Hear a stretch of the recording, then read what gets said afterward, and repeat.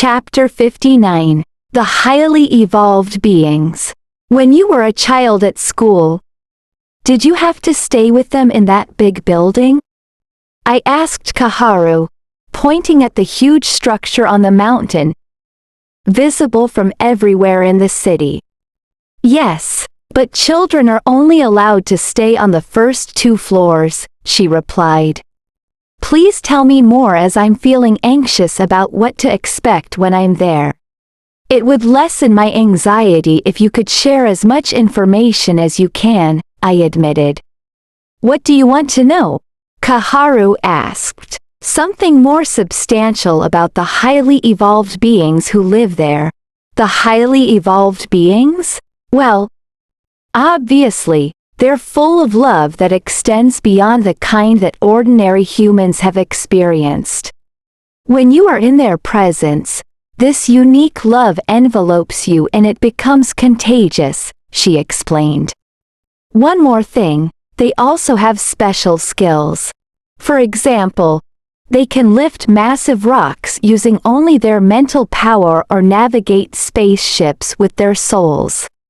They can also persuade compliance with their orders simply by using mental concentration or create illusions that affect perceptions and experiences of reality. I've heard all of these stories from my older fellows, Kaharu said. Have you ever actually seen them do any of these things? I asked. No, I haven't, but I have seen spaceships taking off from the roof of the building. If you keep an eye on those spires, you can see them sometimes. However, they're incredibly fast, so you will only see a white dot rising high and disappearing almost immediately. Really? Let me have a look, I said as I peered at the rooftop of the big building on the hill. Feeling a bit disappointed at the lack of activity, I turned back to Kaharu and said, No flights taking off or landing tonight, I guess.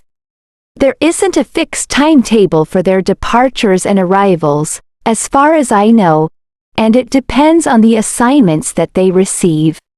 Most of their missions, though, are to your planet, she explained. That sounds so exciting.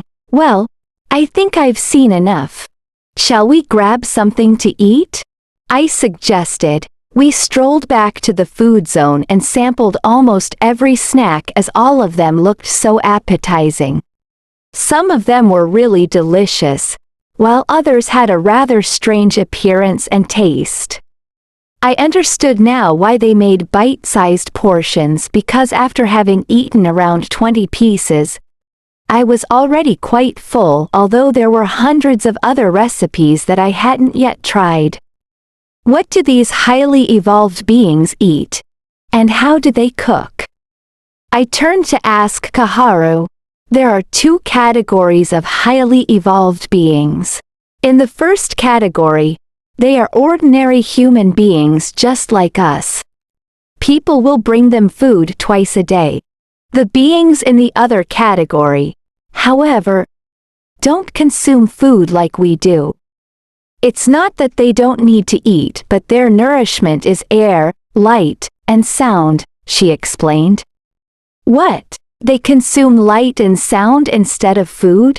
I repeated, as I thought I had misheard what she had said. Yes, because their body is more developed than ours.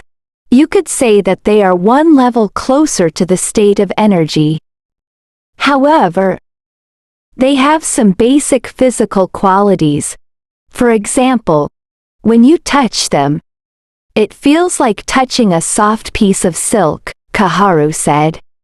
This is why they don't need to partake material substances as their nourishment. They don't need to absorb energy indirectly by consuming plants or animals like we do, because they can extract this life energy directly from the sunlight, similar to the photosynthesis of plants. But if they don't get light, they die. The next element they need is air, an element between matter and energy. It's the finest kind of matter, but, at the same time, also the rawest form of energy. Therefore, the most basic food intake for the highly evolved beings is air, which they consume the same way as we do by breathing it in through the nose. The last element is sound, or what we call frequency, which is equally important as the other elements, but they don't listen to sound for entertainment like we do. The quality of sound is defined by its frequency. Like a particle that can adjust its molecular structure and alignment of the cells in their bodies and make them more complete. This is the reason why the singers and musicians take turns in playing music at the foot of the hill, providing high-quality sounds as nourishment for the highly evolved beings. Also, because highly evolved beings don't have any input of any physical food, there is no physical output, too, if you know what I mean. After we had eaten enough, we sat and listened to the music that was played in various spots throughout the courtyard. We found a band that played different kinds of instruments in harmony that Kaharu and I very much liked. And we enjoyed listening to them so much that we completely forgot about the time until it was already quite late. Oh, dear, Kaharu, it's already quite late now. I hope Kiran isn't going to blame us for having stayed out so long, I said as she rested her head on my shoulder. Don't worry, Tim, she replied. I've already told him by telepathy that I was staying out a bit longer with you here and that we will meet at Vince's house later in the evening. It's going to get dark soon, so may I suggest that we leave now? I said, all right, but I'm going to miss this moment, Kaharu sighed. Do you remember the way to Vince's house? I asked. No, I don't, but let me ask him, she replied. The area where Vince lives is not far away, she said, making a gesture that looked as if she was communicating with someone invisible. Vince just gave me directions to his house. We have to cross the bridge, walk 3 blocks, then turn right and continue straight ahead until the end of the street. His house is on the right, next to a small canal, and before the next bridge. Well, let's go then, I suggested. As we strolled across the bridge, we admired the evening sky that bathed the scenery in a pinkish-orange light. The elevated bridge allowed us to observe the sky in all directions. The river was lined with rows of buildings on both sides, each adorned with elaborate stucco which, at that moment, appeared as if it has been painted with the golden yellow light of the sunset. Beyond the street towered the huge mountain where the residence of the highly evolved beings was located. I held Kaharu in my arm as we ambled along, trying to prolong the moment. She seemed to feel the same way as she placed her hand on my waist and turned to look me in the eyes. I will love you forever, she said softly. And I love you too, I replied, holding her hand tightly. It was a very intense moment. If I were to spend the rest of my life in this world, I knew that nothing would ever make me suffer. I had found my soulmate who was beautiful like an angel. I didn't have to worry about food, or money, about having a house to live in, or about getting ill, or about being able to send my children to a good school. I could do what I loved, and I knew that whatever I wished for could come true in an unlimited way. Why is my world so different from Tuangra?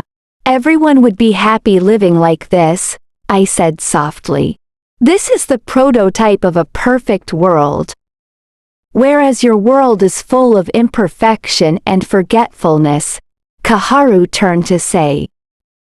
The world of forgetfulness? I asked. You have forgotten what perfection is, and your life there is all about wallowing in forgetfulness, or its other name, ignorance, in search for wisdom. When the people on your planet remember what perfection is, they could change and make it happen. When they realize that happiness will come to their world, she explained gently, while looking straight into my eyes without blinking. This is really crucial, you know? Kaharu emphasized. Fear and anxiety make everything complicated. Listening to you, I immediately feel sorry for the people on my planet, I said. You're right. We all are praying for people on your planet, she replied. The sky had turned completely dark by the time we arrived at Vince's house. Soft white lights beamed from round spheres, which resembled electric bulbs, dotted all along the streets and inside the houses. Does this city have electricity? I asked Kaharu as we entered Vince's compound. It's not the kind of electricity that you have. Ours is a pure glowing element compressed into a glass tube and does not require any kind of power. We have installed them all over the city and distributed to every family that wanted to use them, she replied. That's incredible. The light is as bright as a fluorescent lamp. But why don't you have it in your home? I asked. We don't need it as we don't work at night. But the people in the city work regularly at night, like the musicians, for example, who perform day and night. Or painters and artists, like Vince, who often stay awake and paint throughout the night, too, Kaharu explained. Yes, that's right. Ha ha. Vince had heard her last sentence and laughed aloud as we were walking in.